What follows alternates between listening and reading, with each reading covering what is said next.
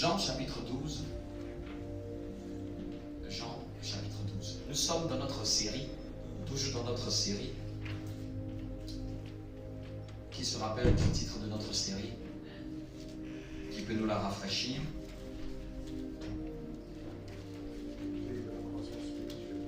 Les clés majeures de la croissance spirituelle. Amen. Les clés majeures de la croissance spirituelle.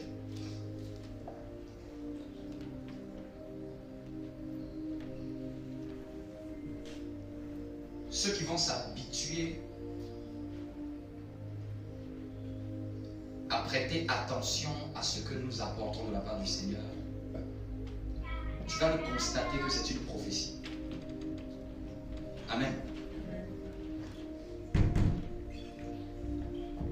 Dans la dimension prophétique, quand quelqu'un baigne dans la dimension prophétique, même ses actes sont des prophéties. Ce sont ça les plus hautes dimensions même prophétiques. C'est-à-dire, même ses contacts sont des prophéties. Même ses paroles sont des prophéties. C'est pour ça que quelqu'un qui porte l'onction prophétique, en général,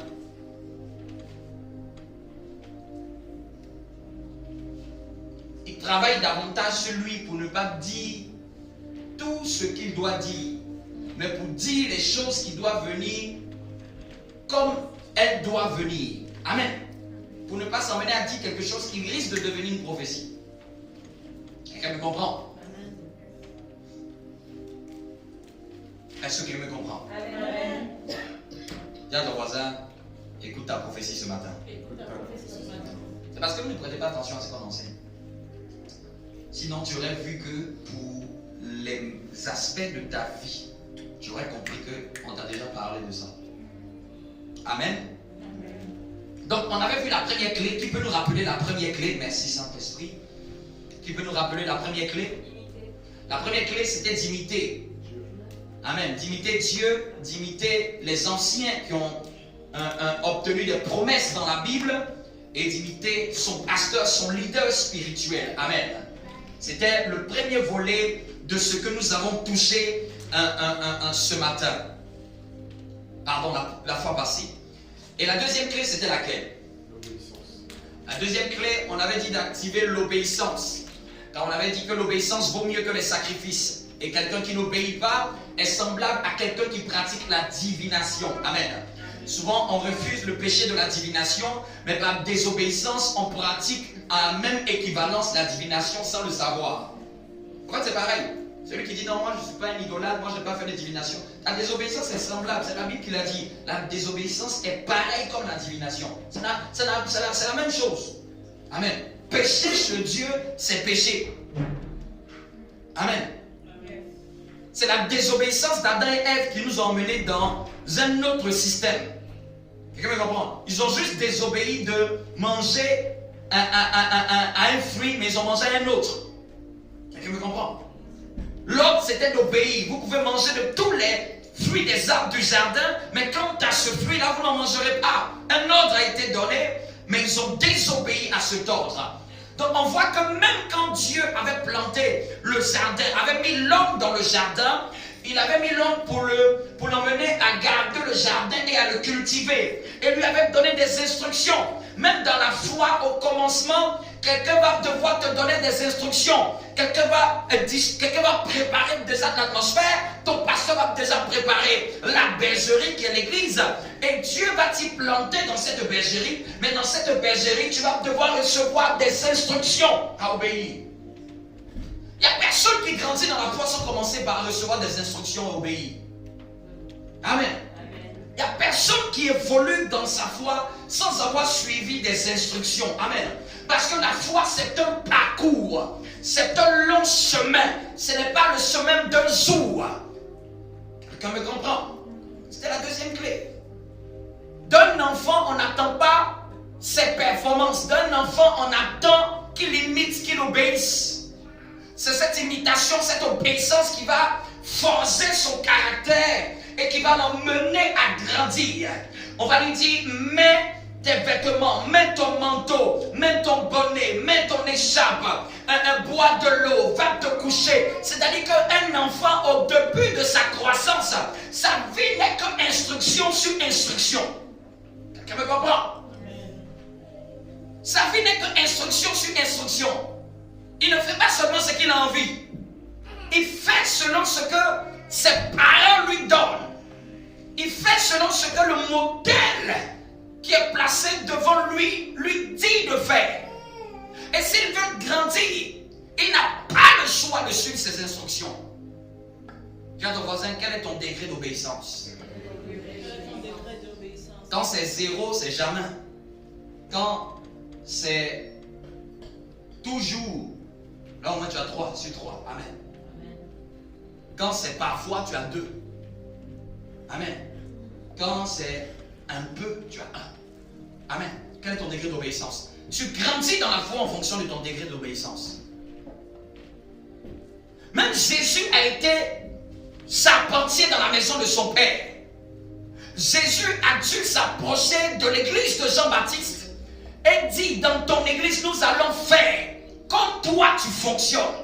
Jean-Baptiste ayant constaté que celui qui s'approche de lui est son cousin, dont il est âgé de lui depuis 6 mois, mais Jean-Baptiste dit, toi tu portes une onction supérieure. Normalement ce n'est pas toi qui dois suivre mes instructions. Jésus dit, faisons ce qui est juste. Actuellement c'est toi qui es dans le ministère, moi je n'en suis pas encore.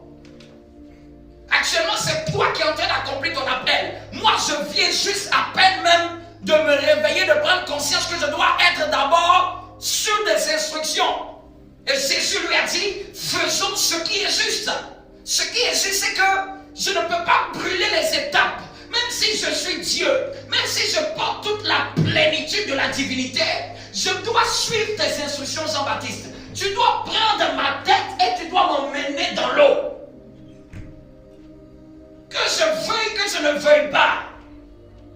Mais Jean-Baptiste dit, moi, je ne suis même pas digne de délier la courroie de tes sandales.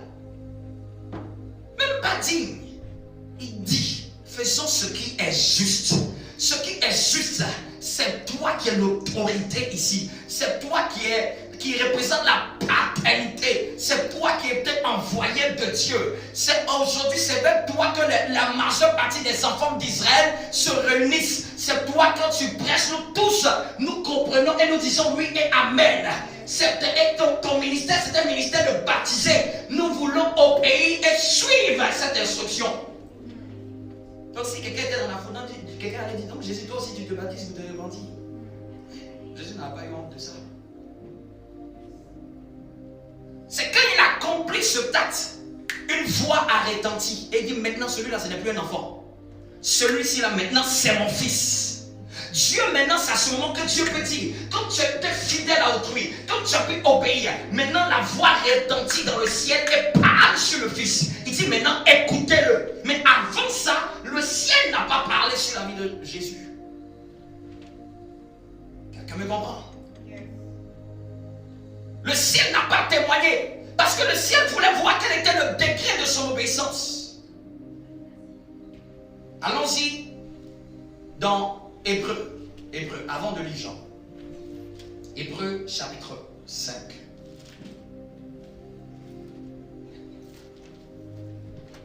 Je vais ajouter encore des brèches sur l'obéissance.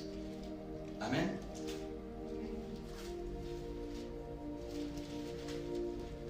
Hébreu chapitre 5.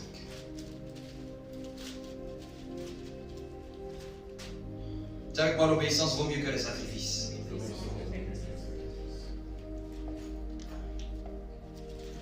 Dis encore avec moi, l'obéissance vaut mieux que le sacrifice. C'est-à-dire que si tu mets la balance, les sacrifices que tu veux faire, les efforts que tu veux faire, on dit l'obéissance vaut mieux que ça. D'abord, rends-toi compte, est-ce que d'abord tu as validé l'obéissance avant de faire les sacrifices? Amen. Hébreu chapitre 5, à partir du verset 7. Je lis la parole de Dieu. Suis-moi très bien. C'est lui qui, dans les jours de sa chair, on parle du Fils, ayant présenté avec de grands cris et avec des larmes, des prières et des supplications à celui qui pouvait le sauver de la mort. Amen. Bon, ça j'ouvre une parenthèse. Pour ceux qui n'aiment pas crier à Dieu là. Ici on te dit, mais même Jésus a présenté des grands cris. Des quoi? Des grands cris et avec des larmes.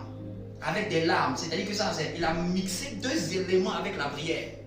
Il a présenté des prières avec de grands cris et avec des larmes. Et des supplications à celui qui pouvait le sauver de la mort. Amen.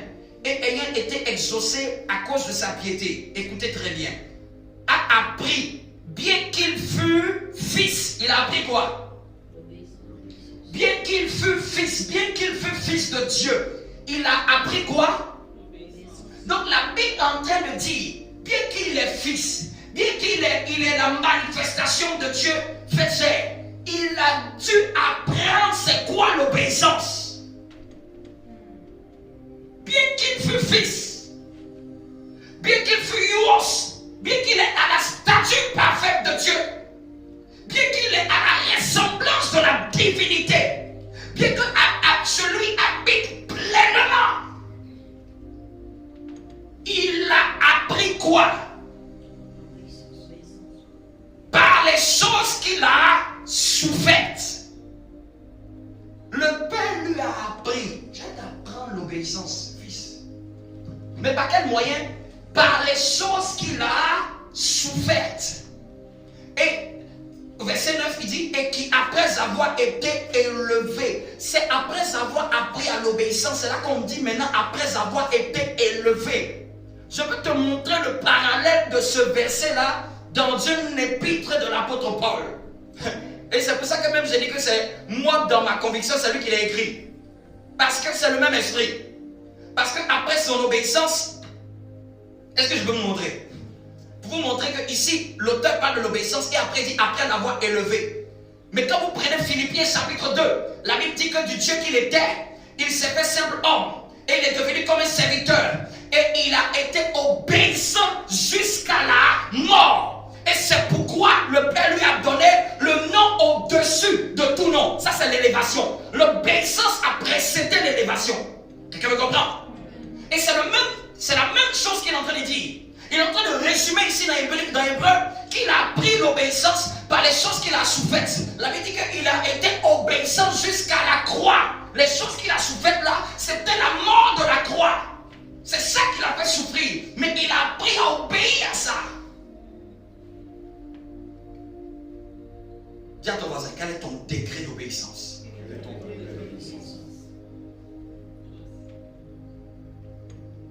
Et après on dit quoi? Est devenu, et qui après, verset 9, après avoir été élevé à la perfection, est devenu pour tous ceux qui lui l'auteur d'un salut éternel. Est devenu pour tous ceux qui lui obéissent. Dis à ton voisin, quel est ton degré d'obéissance?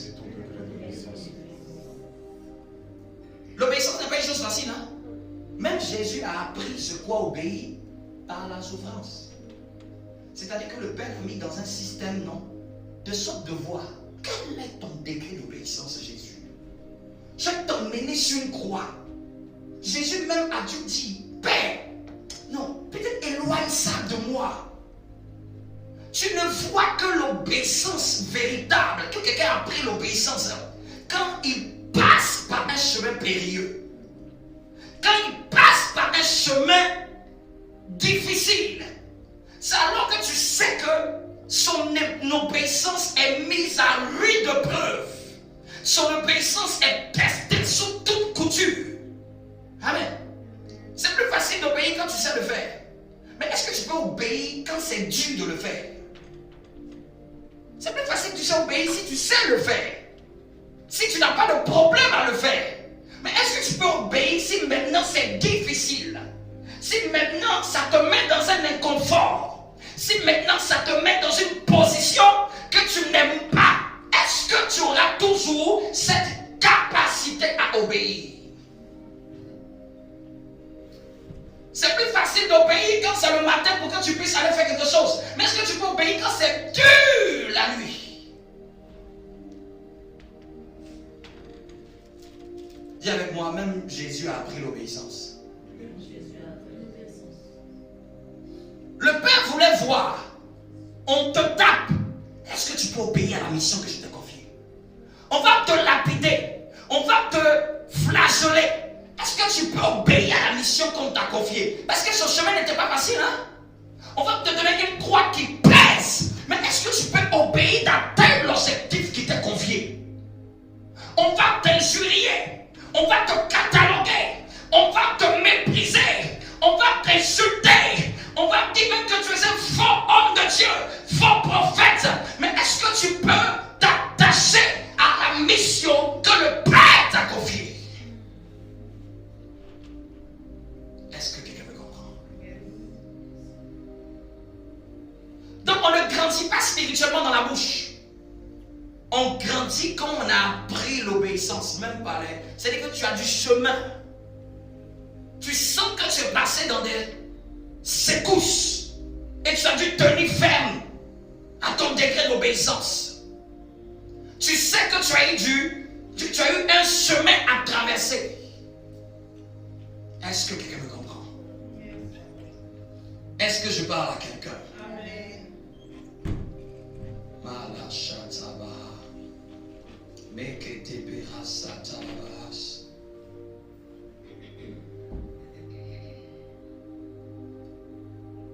Encore sur l'obéissance.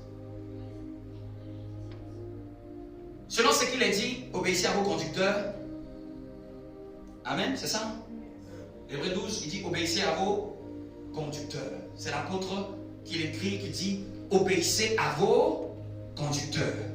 Dis à ton voisin, quel est ton degré, le degré à lequel on peut te conduire? La manière dont on peut te conduire détermine ton degré d'obéissance. Est-ce que tu es orientable? Est-ce que tu es dirigeable? Est-ce que on peut te conduire? Dis à ton voisin, est-ce qu'on peut te conduire?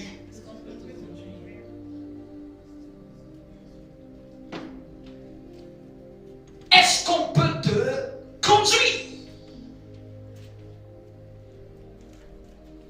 Lisons-le, c'est toujours dans Hébreux. Hébreux 12.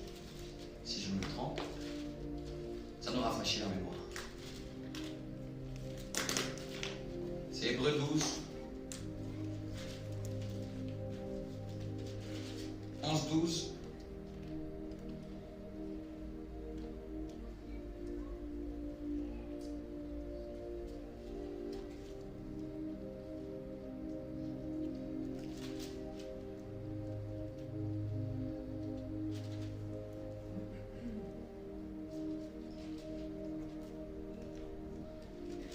Qui l'a déjà trouvé?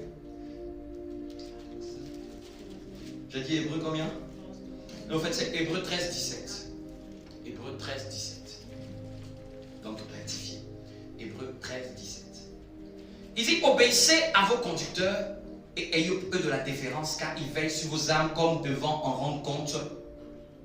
Qu'il le soit ainsi, afin qu'ils le fassent avec joie et non en gémissant, ce qui ne vous serait d'aucun avantage. Amen. Donc ici, celui qui a écrit a estimé que il y a des gens qui sont censés te conduire dans ta foi. C'est pour ça que personne ne grandit sans qu'il n'ait eu quelqu'un qui l'a conduit. Dites-moi quelqu'un qui est grand dans la foi, il va toujours te dire qu'il a été conduit. Il va te dire que quelqu'un a été son conducteur. Quelqu'un a dû lui dire prends ça et note. Quelqu'un lui a dit il est temps que tu jeûnes cette période. Quelqu'un a dû lui dire il est temps que tu étudies ça. Il est temps que tu fasses ça. Ou il est temps que tu arrêtes ça. Si tu n'as pas eu ça dans ta vie, tu ne peux pas grandir. Hébreux 13-17. Amen. Dis à ton voisin, qui te conduit? Est-ce toi-même ou quelqu'un d'autre? Il dit obéissez à vos conducteurs. Donc il estime que en plus de ma personne, il y a quelqu'un qui doit conduire mon âme. Un conducteur, c'est celui qui veut le bien de la personne qu'il a sous sa garde, parce qu'il en a la responsabilité céleste. La responsabilité de l'âme de cette personne est en jeu sur sa vie. C'est-à-dire que si cette personne perd la foi, Dieu le tient rigueur. Amen pour cela. Donc ce n'est pas un jeu. Il y a peut-être des bandits qui se jouent des conducteurs, mais ceux qui sont les conducteurs du Seigneur, une brebis doit le savoir. Quelqu'un me comprend? Est-ce que quelqu'un me comprend?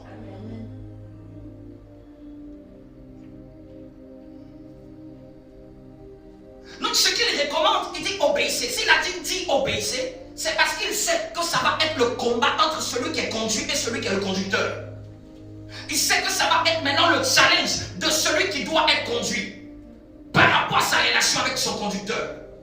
Ton conducteur, c'est ton pasteur. C'est celui qui veille sur ton âme. Il peut même te dire de faire quelque chose que toi tu ne vois pas encore le bout, mais sa vision et son avance fait qu'il a de l'avance sur toi. Il peut voir venir le danger avant même que tu le vois. Dis à ton voisin, est-ce que on peut te conduire? Ça détermine ta grandeur.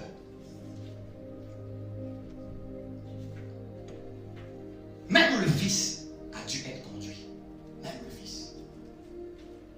Même le Fils a appris l'obéissance. Même le Fils a appris l'obéissance. J'ouvre cette brèche. Jésus a rencontré le centenier romain. Vous connaissez cette histoire. Mais il y a un point dans cette histoire qui est très fort.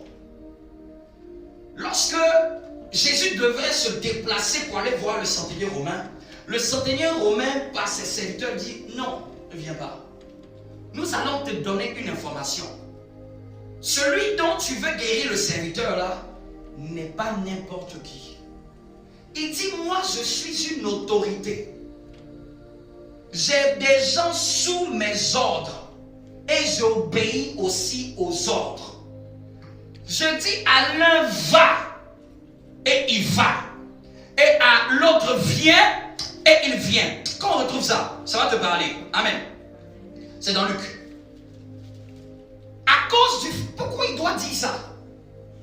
Il est en train de dire Jésus, moi je suis quelqu'un qui n'est pas mélangé comme tous les autres que tu vois. Je suis quelqu'un dont il y a un boss au-dessus de moi, et moi-même aussi, on arrive à voir ma maturité par le fait que aussi il y a des gens qui sont sous moi. Il y a des gens qui sont au-dessus, mais des gens qui sont sous moi. Donc c'est que je suis quelqu'un d'équilibré. J'ai mûri, j'ai grandi. On peut me conduire, et moi aussi par ma statut, je peux conduire aussi des personnes. Donc pour que je sois à cette position d'autorité-là, c'est que mon degré d'obéissance et d'être conduisable a été éprouvé. Luc 7 verset. Parce que souvent on garde à l'esprit. Le centenier romain a été, le serviteur du centenier romain a été guéri. Il dit au verset 8, car moi qui suis quoi? Soumis à des... Car moi qui suis soumis à des supérieurs. C'est-à-dire qu'il entend dire à Jésus, je ne suis pas un plaisantin. Moi là, il y a quelqu'un à qui je rencontre. C'est-à-dire qu'il ne faut pas penser que tu es en train de venir dans la maison d'un farfelu. Je ne suis pas n'importe quel chrétien. J'ai des supérieurs. Je suis soumis à des supérieurs. Et j'ai des soldats aussi sous mes ordres. C'est-à-dire que j'ai aussi grandi que moi aussi je suis supérieur de quelqu'un. Quelqu'un me comprend? Et je dis à l'un, va. Et il va. Je dis à l'autre, viens. Et il vient. C'est ce que j'appelle, quand je parle de l'obéissance, je me demande, est-ce que tu es sensible au va-et-vient? C'est-à-dire que est-ce qu'on peut te dire, va, et que tu peux aller? Est-ce qu'on peut te dire, viens, et que tu peux venir? Comme il a dit ça, dit verset 9, lorsque Jésus entendit ces paroles, il admira le centenier romain. Il dit, waouh, toi, tu es un centenier. Tu n'es pas un centenier parachuté. Tu reconnais que tu as quelqu'un à qui tu es soumis. Et toi aussi, tu es tellement avancé dans ton armée que tu as tellement grandi et évolué que tu peux aussi donner des ordres à des gens. Donc il dit Jésus, comme moi aussi je respecte l'hiérarchie, je sais qu'aussi il y a des anges sous toi. C'est là maintenant qu'il a dit, dis seulement une parole. Il a reconnu comment ça fonctionne. Vous me comprenez? Il a compris que toi aussi là, tu as une autorité spirituelle. Tu es soumis au Père. Et tu as des anges aussi sous toi. Dis à l'un d'aller guérir mon serviteur, tu n'as pas besoin de te déplacer. C'est-à-dire qu'il y a plus de dimensions de vivre des choses avec Dieu quand tu respectes l'ordre divin.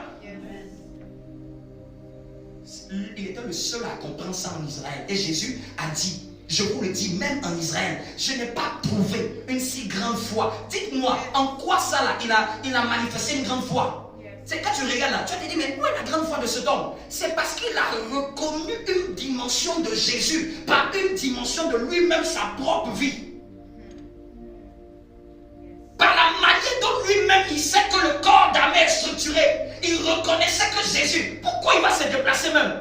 Il y a des gens qui lui obéissent, mais pour qu'il puisse avoir la révélation de ça, il savait que lui aussi il est obéissant. Il savait que lui on pouvait dire aussi va, et il va. Viens, et il vient. Dis à ton voisin, quel est ton degré d'obéissance? J'avance.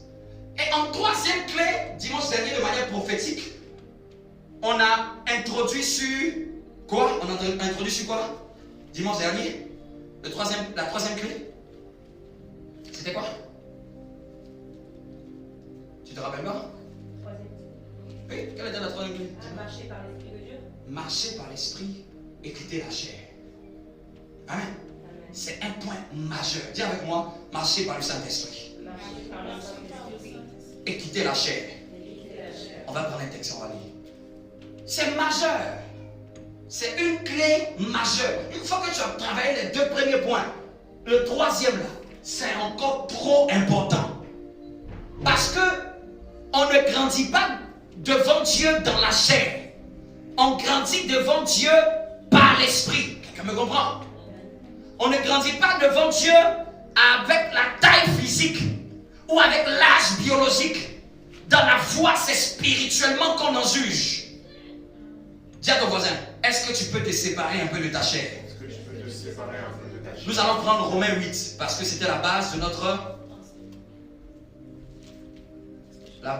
de ce point. Romains chapitre 8. Dis à ton voisin, marcher par le Saint-Esprit. Au fait, ce point-là, si un chrétien ne l'applique pas, au fait, il peut faire tous les autres points. Ça ne marchera plus. C'est ça les choses de Dieu. C'est-à-dire que tu peux respecter tous les autres points. Mais ce point numéro 3, celui qui ne le respecte pas, ça ne marchera pas. Donc il va devenir quelqu'un qui imite, quelqu'un qui obéit. Mais comme il n'a pas appris à se laisser conduire par le Saint-Esprit, ça va le rattraper tôt ou tard. Donc il pourra avoir un semblant de maturité spirituelle. Un semblant même qu'il ressemble même au leader spirituel. Mais ça va le rattraper tôt ou tard parce qu'il ne s'est pas laissé conduire par le Saint-Esprit. Romains chapitre 8 à partir du verset 5. C'est un verset qui m'a beaucoup marqué dans les années peut-être 2004-2005. Amen. Ça fait longtemps, hein? 2004-2005. Je me souviens comme si c'était hier. J'étais toujours attiré par Romains 8-5. Toujours. Je lis la parole. En effet, ceux qui vivent selon la chair s'affectionnent aux choses de la chair, tandis que ceux qui vivent selon l'esprit s'affectionnent aux choses de l'esprit. Car l'affection de la chair, c'est la mort, tandis que l'affection de l'esprit, c'est la vie et la paix. J'aimerais dire quelque chose. Au fait, quand on est en train de dire l'esprit, là, c'est le Saint-Esprit. Quelqu'un me comprend? Pour ne plus avoir de confusion. Parce que, quand on dit l'esprit ici, là, on ne parle pas d'un autre esprit que le Saint-Esprit. C'est soit je marche par la chair, ou c'est soit je marche par le Saint-Esprit. Quelqu'un me comprend? Donc, c'est vrai qu'on a habitué à dire ce langage marcher par l'esprit, mais marcher par l'esprit, c'est marcher par le Saint-Esprit. Qui est l'esprit qui nous a engendrés? C'est le Saint-Esprit.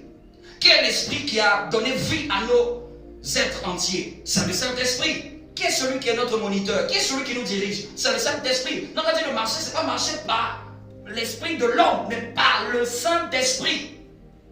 Amen. Il dit au verset 7. Car l'affection de la chair est inimitié contre Dieu, parce qu'elle ne se soumet pas à la loi de Dieu, et qu'elle ne le peut même pas. Or, ceux qui vivent selon la chair ne sauraient plaire à Dieu. Amen. On saute et on part dans Galates. Suis-moi, suis-moi. Allons-y dans Galates, Galates chapitre 5.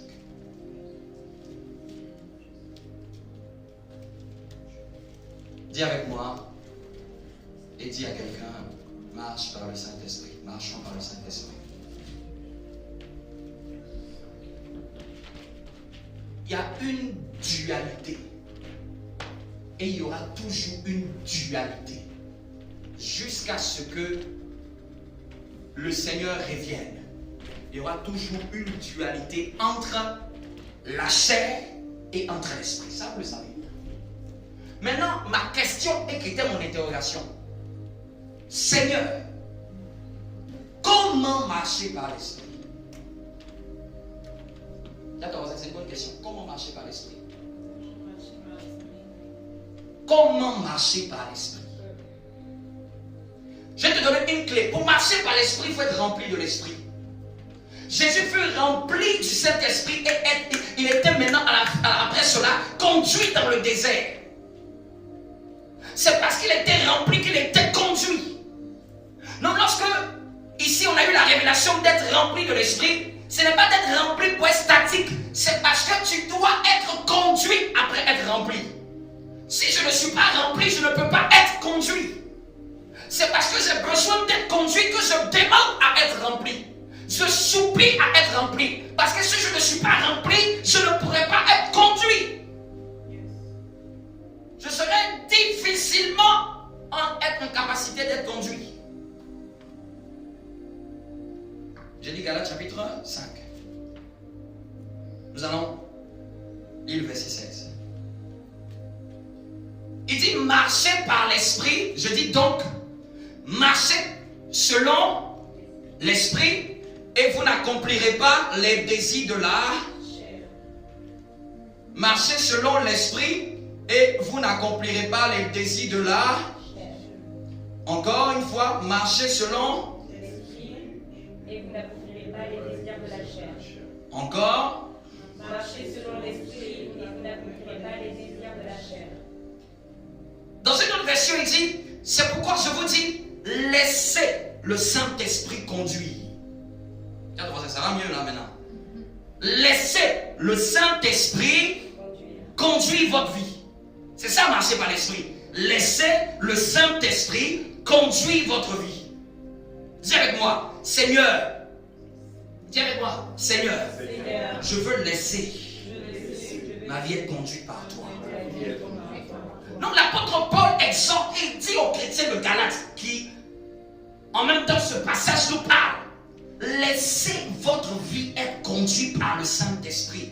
Et dans ce cas-là, vous n'accomplirez pas les désirs de la chair. Pour ne pas marcher par la chair, il faut laisser que le Saint-Esprit le conduise. Dis à ton voisin, je dois laisser.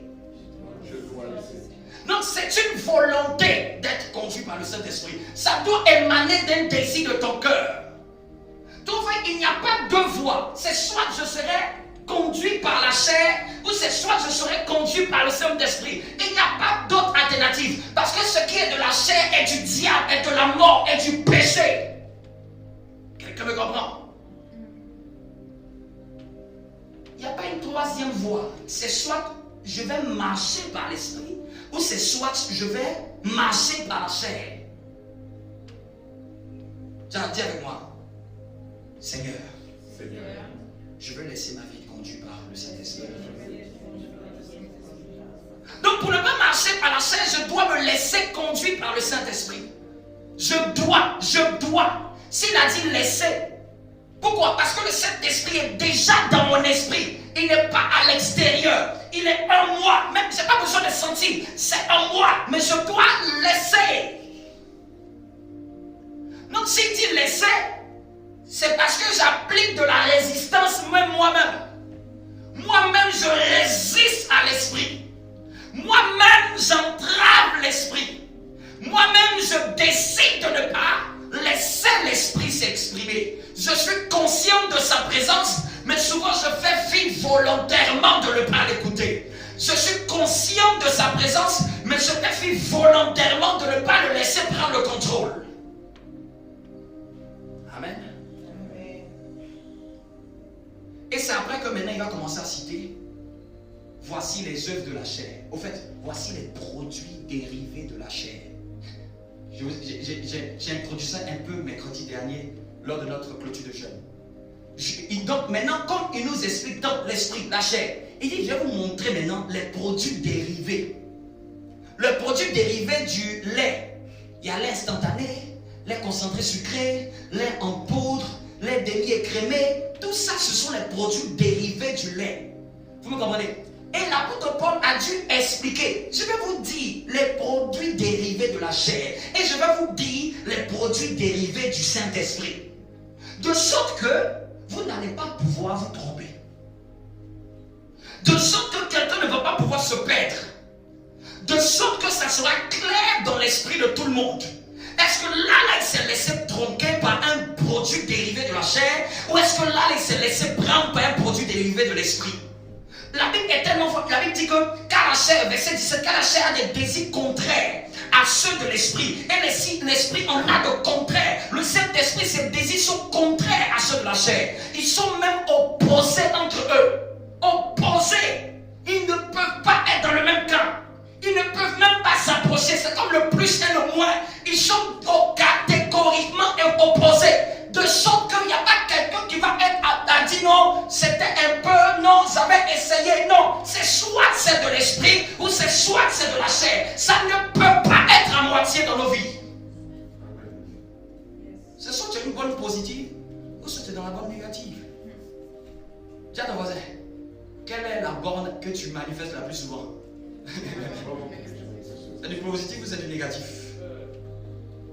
Mais c'est une question de tu laisses, hein? Est-ce que tu laisses? Tiens ton voisin, est-ce que tu laisses? Est-ce qu'on laisse? Si vous voyez quelqu'un qui est mature spirituellement parlant, c'est parce qu'il a plus laissé que toi tu n'as pas plus laissé. Marchez par le Saint-Esprit, humilie la chair. Marchez par le Saint-Esprit, dénonce la chair. Marchez par le Saint-Esprit, active la haine de la chair. La chair est dans la désolation. La chair est brisée quand nous laissons le Saint-Esprit. L'orgueil de la chair est brisé en elle-même lorsque nous laissons le Saint-Esprit prendre le contrôle. Tiens ton voisin, à quel degré nous avons laissé le Saint-Esprit? Je le dis aussi même pour moi-même. À quel degré? Chacun a le degré. Mais dis à ton voisin, c'est parce que tu ne lui as pas laissé. Parce que tu ne lui as pas laissé. C'est une question de à quel degré tu laisses. Ce que tu laisses, le Saint-Esprit prend le contrôle. Ce que tu ne laisses pas, le Saint-Esprit ne prend pas le contrôle. On connaît les produits dérivés de la chair. Mais de tête, est-ce que tu peux me citer les produits, les 9 produits dérivés du Saint-Esprit? Qui peut me le dire? Sans lire. L'amour, d'accord? La douceur, la maîtrise de soi. L'amour, la patience, La douceur, la douceur, la patience, la paix, oui. la bénité, la Bon, évitez les gros français. l'amabilité, Hein, la bonté, oui, ça fait 5. l'amitié, La la maîtrise de soi. La maîtrise de soi, ça fait 6. La bienveillance. C'est ça l'amitié. La patience, ça fait 7. On est passé des amitiés, la bienveillance. Et il y a toujours un problème avec 2 autres. La foi et la fidélité. La La bonté. foi et la fidélité. Il y a toujours un problème de traduction avec 2 fruits de l'esprit. Ouais. Vous allez prendre toutes les traductions, vous êtes confondus. Amen. Dans certains, on dit la fidélité. Dans certains, on dit la bienveillance. Dans d'autres endroits, on dit la bénignité. Au fait, ce qui est appelé la fidélité, c'est la foi, pour corriger. Si vous avez une Bible, c'est dit fidélité, c'est la foi. Le grec, pour dire fidélité, c'est pistis. Le grec qui était utilisé pour dire fidélité, c'est pistis. Et pistis, c'est la foi dans la Bible. Amen. Donc, les traducteurs ont eu du mal à ce niveau-là. Amen. Et le dernier, lui, il est bizarre. C'est souvent appelé bénignité ou bienveillance. Mais en fait, c'est la bienveillance, c'est la même chose. Amen. Bénignité, c'est la bienveillance. Amen. Les autres sont corrects dans toutes les versions. Mais foi, fidélité, la foi souvent remplace la fidélité dans certaines versions. La fidélité remplace souvent la foi dans certaines versions. Vous me comprenez? Et souvent, on met bénignité ou bienveillance. Ça, c'est les deux qui ont souvent des changements de nom dans les versions. Amen. Bon, au moins que tu saches dans l'esprit que, en plus de l'amour, la paix, la joie, la patience, la bonté, la douceur, la tempérance qui est la maîtrise de soi. La fidélité, au fait, c'est la foi. Parce que quand on dit fidélité, je ne comprends pas. Vous comprenez? C'est la foi. En fait, c'est le fait de croire en Dieu, d'être fidèle à ce que Dieu m'a dit. Donc, le fait d'être fidèle à ce que Dieu m'a dit, c'est ma foi. Donc, je comprends pourquoi un peu l'auteur a voulu peut-être prendre dans ce sens le traducteur. Et la bénignité, c'est la bienveillance.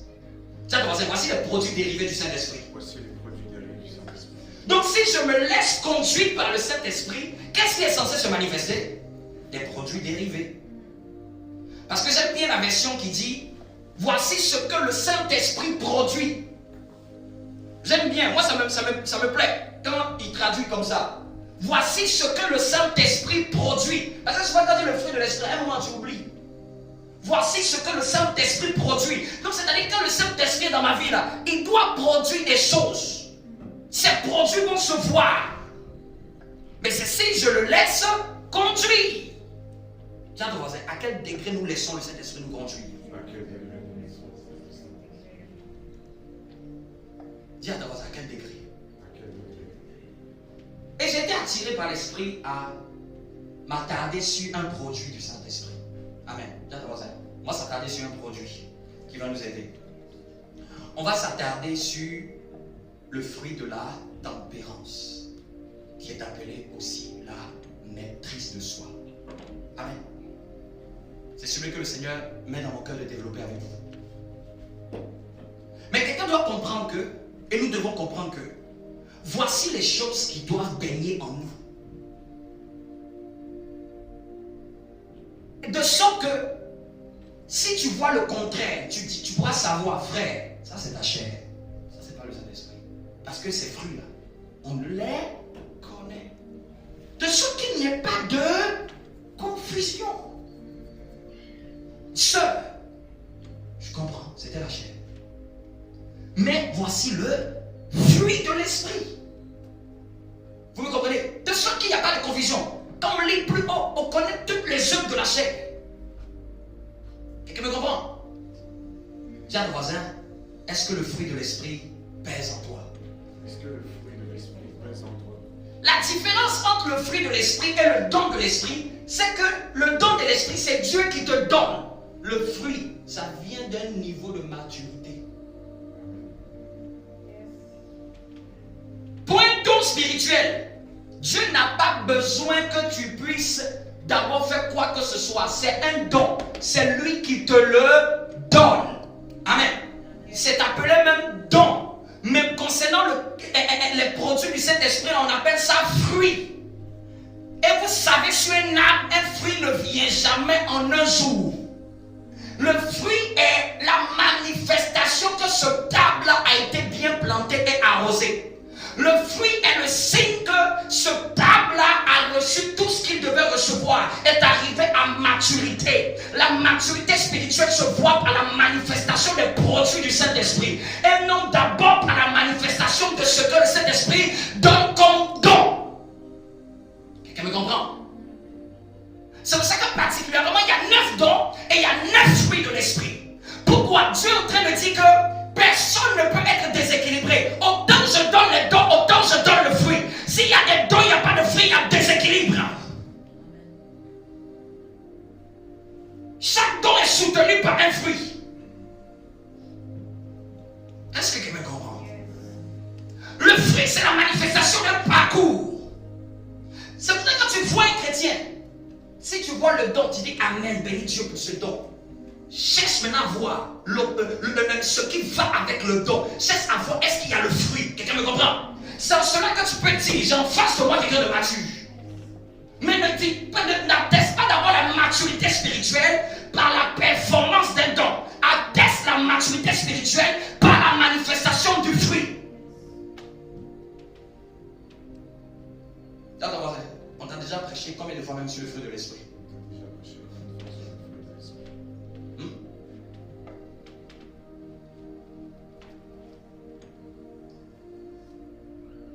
Ce qui est en nous qui chasse les démons, ce sont les fruits de l'esprit. Tu peux avoir un don, un démon peut t'habiter. Oui, avec un don de l'esprit. Mais un démon de colère ne peut pas t'habiter avec un cœur rempli de joie. Ce qui détruit la vie des chrétiens, c'est parce que les démons sont attirés par les œuvres de la chair. Et ce qui les contrecarre, c'est un fruit de l'esprit. Donc si je n'ai pas le fruit de l'esprit dans ma marche, il y a un démon qui sera là pour me souffler dessus, qui va venir se nourrir avec l'œuvre de la chair, que je vais abreuver volontairement. Je vais abreuver de moi-même. Quelqu'un me comprend? Quelqu'un peut avoir un don et peut être habité. Mais le fruit fait fruit Satan. Le fruit, c'est ce qui change la stature, le parcours, la solidité, la consistance d'un chrétien. Est-ce que quelqu'un me dit amen? Amen. Le fruit, c'est la maturité. Dis avec moi, la maturité spirituelle. On est sur la croissance spirituelle, n'est-ce pas? Le fruit, là, c'est la maturité. Symbole de maturité. Tu cherches le Saint-Esprit pour voir ses produits jusqu'à quel point. Je sais que les jeunes cherchent Dieu, Seigneur, je veux le don de ceci, je veux le don de cela. Mais j'ai rarement vu les chrétiens soupirer. Ce fruit-là, si ce n'est pas en moi, c'est qu'enlève-moi de la terre. Soupirer que tu désires ses produits. Tu entres en jeûne et en prière. Je désire ces produits. Je désire cette paix que toi tu donnes là. Parce que tu reconnais que si tu ne soupires pas après l'esprit, c'est la chair qui va se manifester. Dans tous les cas, c'est l'un ou l'autre. Il y a des années, j'enseignais bien aimé, je dis, c'est comme deux chiens. Il y a un qui est rouge, il y a un qui est, comment on appelle ça, jaune. Celui que tu nourris, c'est celui qui prend du poids dans la maison. Les deux chiens, je les imite comme l'un est la chair et l'autre. Bon, si vous voulez, comme je te dis, il y a un chien rouge, ça va représenter la chair. Et puis la colombe, ça va représenter le fruit de l'esprit. Vous me comprenez? Celui que tu nourris plus à la maison, c'est lui qui va être en santé dans la maison. Tiens ton voisin, qui nourris-tu entre les deux? Tu donnes à manger plus à qui? L'esprit est une nourriture. La chair aussi est une nourriture. Quelqu'un me comprend? L'esprit a une nourriture. L'esprit a des désirs. On entretient l'esprit. Je disais mercredi que tout ce que Dieu donne est gratuit, mais pour l'entretenir, c'est payant. Dieu te donne l'onction pour l'entretenir, c'est payant. Dieu te donne le don pour l'entretenir, c'est payant. Tout ce que Dieu donne est gratuit. Mais il dit travailler à votre salut, c'est payant. Tu as travaillé sur toi-même. Viens ton voisin, est-ce que c'est le Saint-Esprit qui ouvre ta Bible pour méditer? Tu ne sens pas la douleur quand tu as sommeil? Tu payes le fruit de ce que Dieu t'a donné. Tu entretiens l'esprit que Dieu t'a donné. L'esprit que tu as reçu là, c'est Dieu qui te l'a donné, non? Mais pour l'entretenir, il faut que tu mettes tes yeux dans un livre. Pour l'entretenir, il faut que tu mettes tes oreilles à écouter un enseignement pendant 2 heures. Pour entretenir la même chose gratuite que Dieu t'a donné. Ce que Dieu t'a donné est gratuit. Mais pour l'entretenir, c'est un prix de ta part, un prix d'entretien. Il a même fait le jardin, il a dit à l'homme, cultive et garde le jardin. Je dois cultiver ce que Dieu m'a donné. Je dois entretenir ce que Dieu m'a donné. Je dois garder ce que Dieu m'a donné. Et pour garder là, je veille dessus. N'a-t-il pas dit même dans la Bible, veillez et priez afin de ne pas tomber en tentation. Donc Dieu est en train de me dire, même l'esprit que tu m'as donné là, si je ne veille pas, je peux tomber en tentation. Oui, tu peux tomber en tentation si tu ne veilles pas sur l'esprit que Dieu t'a donné. Ça a été le premier. Je vous dis, la première mission d'Adam, c'était de toujours cultiver, de garder le jardin. Il n'a jamais été qu'il puisse connaître la rédemption. La rédemption est venue à cause de son erreur. Mais après la rédemption, il fait quoi? Cultive et garde ce que je t'ai donné. Vous me comprenez? Vous lisez dans la Bible, au commencement, n'en était pas ainsi. J'ai fait un jardin, ma présence. Cultive et garde ma présence. Cultive et garde ce que j'ai mis entre tes mains. Quelqu'un me comprend? La rédemption est venue à cause de l'erreur d'Adam. Mais après avoir été lavé, sanctifié, je fais quoi? Je reviens à mon départ, à ma mission principale. Garder le jardin de Dieu.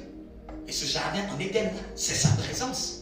Là où il vient pour me parler, c'est sa présence. Cultive l'atmosphère de notre amitié. Cultive cette amitié. Entretiens cette amitié. C'est dans le jardin que Dieu s'est déplacé pour parler à Adam et Ève. Et Dieu lui demandait de garder l'environnement dans lequel il venait pour lui parler.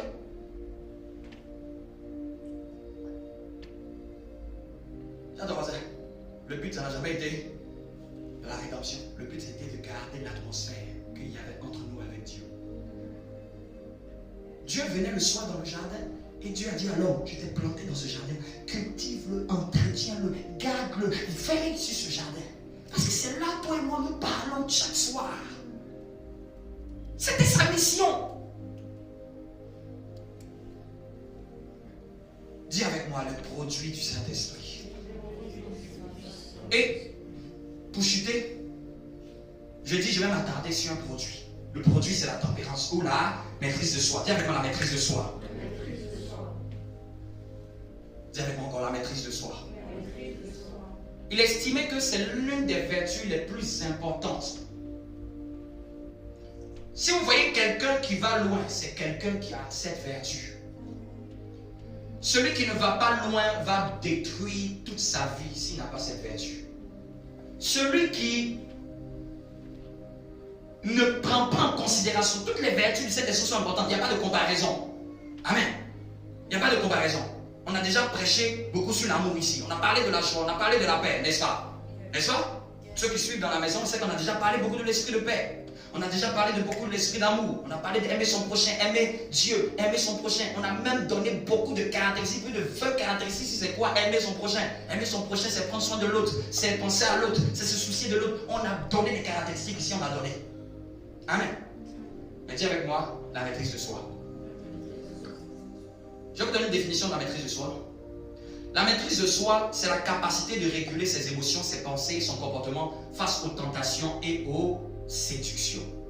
La capacité de réguler, c'est-à-dire de gérer ses émotions, ses pensées, son comportement face à toute forme de tentation. Tiens ton voisin, il ne faut pas jouer avec la maîtrise de soi. Il ne faut pas simplement dire seulement le fruit de l'esprit c'est la maîtrise de soi et puis tu le connais juste de tête. Ça doit être une quête, sinon Satan va te détruire. Vous savez ce qui a détruit Samson? On dit que c'est Dalila. C'est faux. Ça va commencer Dalila. Ça a commencé avec quelque chose qu'il n'a pas su gérer. Vous savez c'est quoi? Lisez bien l'histoire de Samson. Vous allez voir ce qu'il a détruit. C'est pas Dalila au début. Ça a commencé par quelque chose qu'il n'a pas su digérer. Ça a commencé que quand il a donné une énigme, sa femme allait expliquer l'énigme aux autres. Parce qu'ils lui ont mis la pression. Il n'a jamais supporté ça. Parce qu'il avait promis beaucoup de choses à ceux qui auraient pu donner la réponse à cette énigme. Il s'est bien dit. Quand il a pris ça, il a tué tout le monde. Il allait tuer tous les Philistins parce qu'il a su qu'il y avait une dette maintenant sur lui. On a trahi son ennemi. Donc il a su qu'il y avait une dette. Il allait tuer des Philistins, prendre leurs vêtements pour venir rendre la caution qui était le gage de l'énigme. Les Philistins aussi ayant appris ça, ils ont brûlé aussi sa famille, tué la fille, les parents. Lui aussi il a pris ça, il a pris les renards. Ça a commencé la guerre comme ça, c'est fini, sa vie était détruite. C'est comme ça que Satan l'a détruit. Dans sa dépression là, il allait s'asseoir chez Dalila. Mais ça commençait là où il n'a pas su gérer l'esprit que Dieu lui avait donné.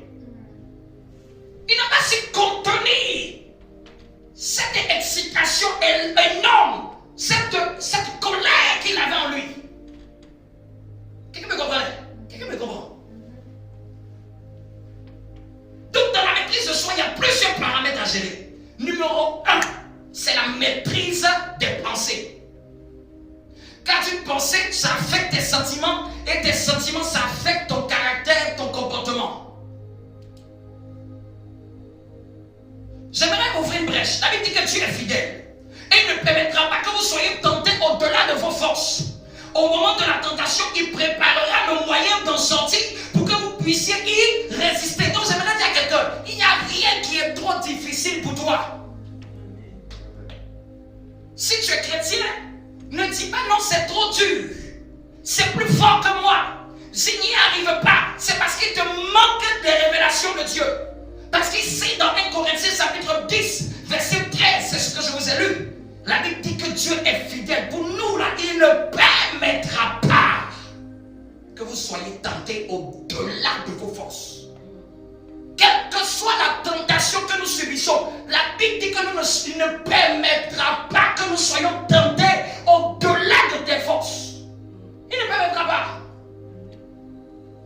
Et il prépare, s'il vous plaît, il va préparer même le moyen d'en sortir. C'est que Dieu a toujours même une solution face à ce que tu peux penser que ça là c'est trop, ça là c'est plus fort que moi. Dieu a préparé le moyen d'en sortir.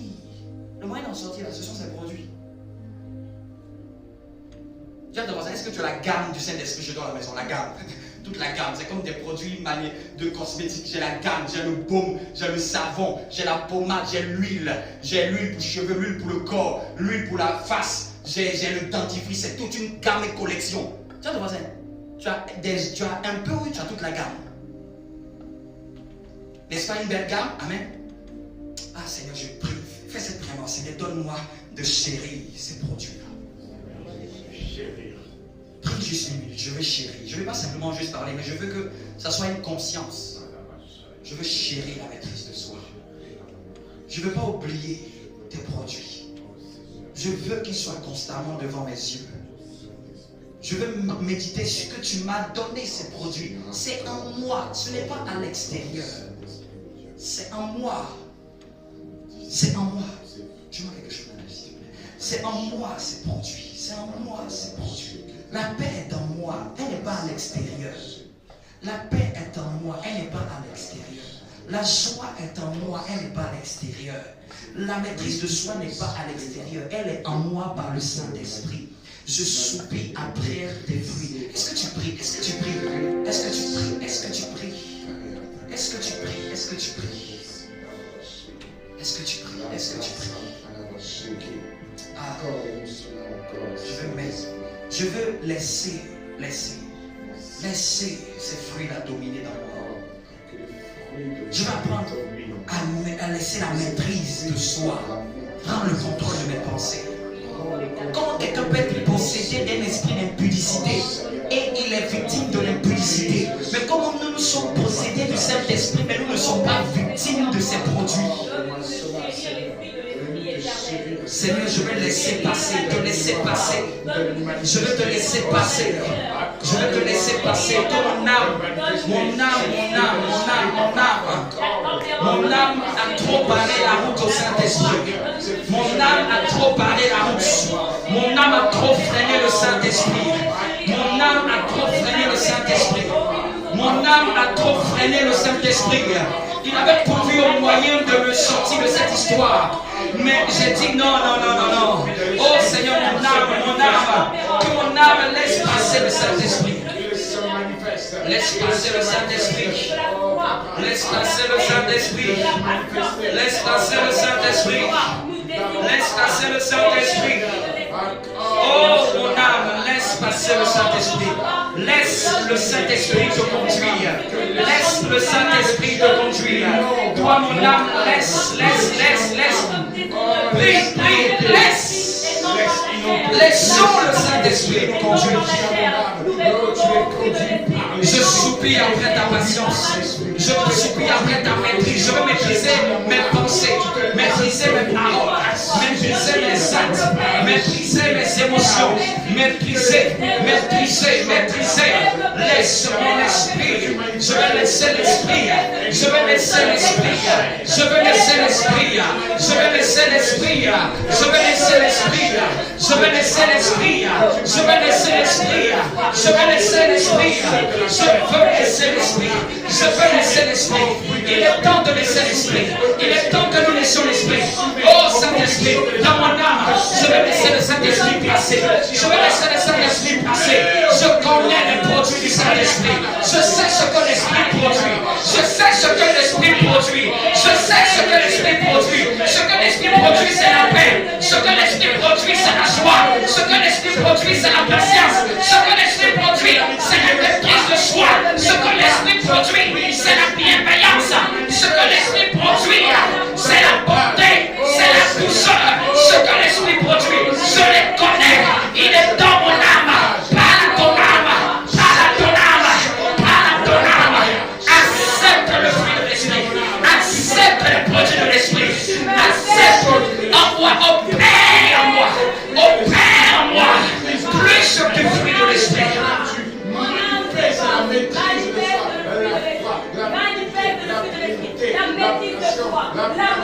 la promesse, la patience, la foi, manifeste ta force. Avant d'arrêter mon message, je vais vous dire une chose. Pour que le produit du Saint-Esprit peut sortir dans la vie de quelqu'un, ça peut sortir en douceur, mais comme ça peut sortir brutalement. Si tu ne laisses pas la méthode douce de l'Esprit, Dieu va devoir te secouer pour que ça sorte. Et quand Dieu te secoue pour que ça sorte, c'est toi qui es dans un inconfort. Et que Dieu te bouscule, Dieu te presse pour que ça sorte. Surtout quand tu es son enfant. C'est-à-dire que Dieu va te mettre... Est-ce que vous connaissez Dieu? Est-ce que vous connaissez Dieu? Il va t'humilier de la manière dont... Que demande à David. David jeûne 3 jours pour l'enfant. Dieu dit, c'est moi. Je n'enlève pas l'amour de l'enfant. Je n'enlève pas. Je vais te montrer que je vais te briser pour que tu puisses comprendre. Mais ce n'est pas obligé de passer par le brisement. Hein? Ça peut se faire de manière souple, doucement dans la vie de quelqu'un. C'est la résistance que Dieu brise. Quand le Saint-Esprit voit qu'à plusieurs reprises, bien aimé, à chacun là, il y a une formation de Dieu. À chacun. Cette formation-là, même aucun homme de Dieu ne peut la faire. C'est-à-dire que Dieu lui-même va mettre les événements dans ton chemin. Il va mettre les gens dans ton chemin. Et puis je te dis, tout ce qu'il est en train de faire, c'est toi-même qui veux délivrer. C'est toi. C'est toi qui veux délivrer. Dieu, vous ne le connaissez pas. Il y a une période de ma vie, Dieu m'a fait passer par un chemin. Il dit, plus jamais, moi je vais vivre ça. Dieu m'a fait passer dans un chemin. Parce que Dieu voulait briser quelque chose en moi. Je me rappelle de l'année-là, Dieu comme fer. On ne peut pas enlever cette année-là dans ma tête. À cette année-là, tu dis, oui, chef. Et faire comme ta parole dit. Mais ça arrivait à cause de quoi? À cause de mon entêtement. De faire comme moi je veux. C'est-à-dire que Dieu me laisse jouer, te laisse jouer. Et quand il appuie sur le bouton formation, tu ne vas plus te retrouver. J'ai l'impression que toute l'armée des sorciers, c'est moi qui veux tuer. Je veux faire formation, bloqué. Je veux faire ceci, ça ne marche pas. Séjour administratif, bloqué. Je ne peux même pas travailler pour renouveler le séjour. Donc je suis bloqué de jeu, bloqué. L'année là, j'enchaîne 3 jours à sec, je finis samedi. J'enchaîne 3 jours à sec, je finis samedi. Je ne pense pas que dans ma vie, je vais plus jeûner comme ça. Mais heureusement, ça m'a fait 6 mois que je suis sorti. Et plus jamais je dis je veux connaître ça. Est-ce que vous connaissez Dieu? Si vous résistez au produit du Saint-Esprit, lui-même va se charger de toi. Je bénis Dieu pour sa parole. Amen. Donc je n'ai pas parlé en parlant en disant toi. Moi-même, je sais pas quoi se passer. Amen. Je ne suis pas venu prédiquer pour dire, bien aimé, toi tu es dans la chair, sors de la chair. Moi-même, ce que je débauche là, j'ai déjà connu les douleurs de ne pas suivre l'esprit. J'ai connu les douleurs. C'est-à-dire qu'il y a des cicatrices. Quand quelqu'un te prêche là, il y a des cicatrices dans son âme. Plus jamais il va oublier. C'est-à-dire que c'est un tapin de Dieu et la cicatrice reste à vie. Quand il a joué, un signe a été mis sur lui à vie. Et puis Dieu même dit, personne ne va te tuer. Personne, celui qui te tue, va le venger 7 fois. Il dit que toi là, tu vas connaître ma rigueur. Si vous voulez savoir qui est Dieu dans la vie, méfiez-vous de Dieu. Méfiez-vous de Dieu. Le jour qu'il passe en mode Dieu avec vous, tu peux pleurer toutes les larmes de ton corps. Un jour, mon ancien pasteur disait, un jour, il était un peu plus dans lui-même rendre le témoignage, il était un peu plus dans la fanfaronnade. Dieu l'utilise et il méprisait les autres pasteurs. Il dit un jour, il va dans un programme, il donne les révélations, rien. Il donne les prophéties, rien. Il donne mon chien, rien. Et Dieu lui a dit, tu vas voir. Il dit, tu vas entrer en 40 jours. Quand il met sa tête, Seigneur, pourquoi? Dieu, il dit, sans une main, taper sa tête sur le front. Il dit, tu vas apprendre à ne plus jamais faire ça. Donc je le prêche même comme une prophétie. Laisse le pouponnet de Dieu te faire tout doucement la chose qu'il doit faire. Mais si on veut te mettre la totote, tu ne veux pas. Tu ne veux pas. Tu vas aller en jeûne et dans un désert. Quelqu'un me comprend? Lève-toi et acclame Dieu pour cela. Amen.